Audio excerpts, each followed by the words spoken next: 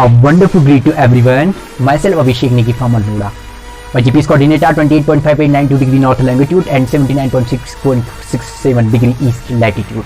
First and foremost, आप सभी को गुरु पूर्णिमा की हार्दिक शुभकामनाएं। देखिए, गुरु पूर्णिमा का दिन है, गुरु की महिमा का दिन है और ऐसे में मैं चुप रहूं ये थोड़ा सी मुश्किल बात है। मैं अपनी बात को वीर बजरंगी के जीवन की एक महत्वपूर्ण घटना के साथ शुरू करना चाहता हूँ।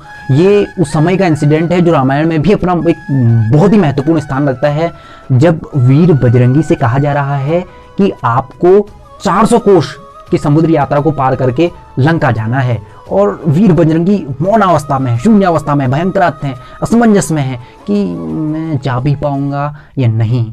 देखिए, गुरु की परिभाषा कोई सतही परिभाषा नहीं है, ये गूढ़ परिभाषा है और गुरु वही जो आपको आप से मिला दे। आप इस पर गुरु की महिमा देखिए, जामवंत के शब्द देखिए हनुमान जी के लिए कि हे अमित तेजस्वी बजरंग बली, हे अमित तेजस्वी हनुमान, तुम अपने अंदर उमड़ती उमंगों से सागर की उमंगों पर विजय पाओ।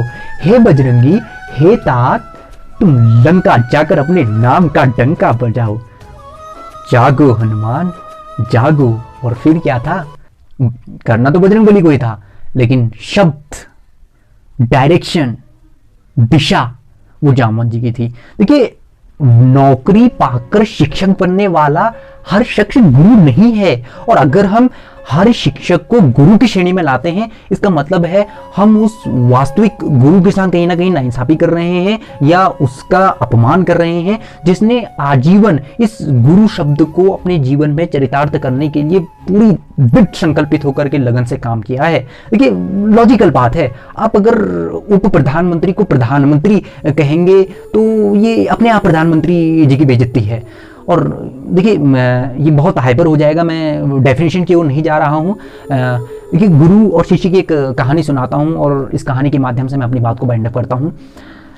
एक गुरु के दो शिष्य थे, दोनों ही बहुत प्रकांड विद्वान थे और दोनों अपनी प्रशंसा पर खुश होते थे, लेकिन कोई भी उनकी निंदा कर देता था तो वो बहुत डिमोरलाइज हो जाते थे और उन्हें कहीं ना कहीं अंदर से लगने लग जाता था कि हम तो कुछ है ही नहीं और एक खाली खालीपन जैसा महसूस होने लगता था। तो गुरु ने उनकी इस समस्या के समाधान के लिए एक नदी के पास अपने दोनों शिष्यों को ले गए। गुरु बैठे रहे और कहा कि आज हमें तैराकी सीखनी है। दोनों शिष्य राजी थे, गुरु कब सिखाएं इसके इंतजार में थे, लेकिन गुरु बैठे रहे और नदी की बहती तेज धार को देखते रहे। समय बीतता जा चुका था, समय बीत रहा था। तो उनमें से एक शिष्य ने पूछा कि गुरु, हम कब सीखेंगे, हम किस समय का इंतजार कर रहे हैं और हम क्यों इंतजार कर रहे हैं। गुरु ने कोई जवाब नहीं दिया और वो बस नदी की तेज धार को देखते जा रहे थे और साइड में बैठे हुए थे। फिर जब दोनों ही शिष्यों की सहन शक्ति का बांध टूट गया था तो दोनों ने एक साथ पूछा कि गुरुजी, हम कब सीखेंगे, हम कब तक इंतजार करते रहे, हम कब तक क्यों बैठे रहे।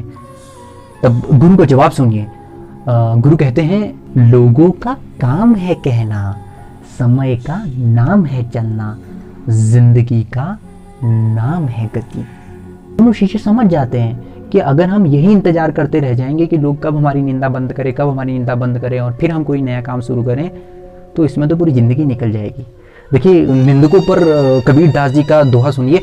निंदक नेरे राखिए आंगन कूटे चवाए, बिन पानी साबुन बिना निर्मल हो सुबाए। कि निंदकों को अपने पास रखिए, हमें उन्हें अपना दुश्मन नहीं बनाना है, हमें उन्हें अपना दुश्मन नहीं मानना है। देखिए, हमारा समाज पहले ही कास्ट के रिलीजन जेंडर में डिवाइड हो चुका है। अब उसी समाज को हम ये मेरा अपना है, ये मेरा पराया है, ये मेरा दोस्त है, ये मेरा दुश्मन है, इन सब में अगर डिवाइड कर देंगे तो फिर समाज बचेगा क्या।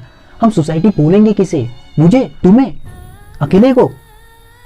देखिए, ऋग्वेद के शब्द हैं, संगच्छतुम संवद्धतुम समो मनांसी जानताम, यानी कि हम सब एक साथ चलें, एक स्वर में बोलें, एक मत होकर के बोलें। देखिए, हम डेवलपमेंट करते हैं और मतलब स्थिति क्या है ना, हम हरियाली चाहते हैं और उस खेत की बुआई करने की जिम्मेदारी जिस सोसाइटी पर है ना, वही सोसाइटी दो बाटों में बटकर चल रही है, दो बैलों की तरह। एक बैल आगे की ओर मुंह करके खड़ा है, एक बैल पीछे की ओर मुंह करके खड़ा है और बोला जा रहा है वे जोतो, बुआई करो। कैसे? जब हम एक मत ही नहीं होंगे, जब हम एक साथ नहीं चलेंगे, जब हम एक स्वर में नहीं बोलेंगे, जब हमारी दिशाएं ही समान नहीं होंगी, जब हमारी जरूरतों में कुछ समानता ही नहीं होगी, फिर हम कौन से विकास की बात करते हैं। किस विकास की बात करते? देखिए, एक ही समाज में रहकर कोई हमारा पराया बन रहा है, कोई हमारा दुश्मन बन रहा है, किसी का मत हमसे अलग जा रहा है, इसका मतलब ये भी हो सकता है कि सर आप में वो काबिलियत नहीं है कि आप किसी पराये को अपना बना सके। आपने अपने लिए वो चश्मा नहीं बनाकर रखा है जिससे आपको अपने अंदर की भी ऐप दिखाई दे, आप बस दूसरों के ऐप देख रहे हैं। आज के टाइम में आप बिल्कुल ये नहीं कह सकते कि दूसरे का लाइफ का मुझ पर कोई इफेक्ट नहीं पड़ेगा। देखिए, आज एक बहुत ही इंपॉर्टेंट वर्ड हाईलाइट होता है हमारी जिंदगी के साथ, दैट इज परस्परो ग्रहो जीवनम, यानी कि हम सभी एक दूसरे से आश्रित हैं, हम सभी एक दूसरे से इंटरलिंक्ड हैं। हम ये नहीं कह सकते कि उसकी लाभ का मुझ पर कोई फर्क पड़ रहा है। अगर आपको लाभ हो रहा है इसका मतलब है कि कहीं ना कहीं किसी हानि हो रही है। हम एक दूसरे से आश्रित हैं। बिल्कुल एक स्टेटमेंट में अगर मैं अपनी बात को खत्म कि हमें आधुनिकीकरण के साथ एकीकरण के साथ चलना चाहिए। That's all.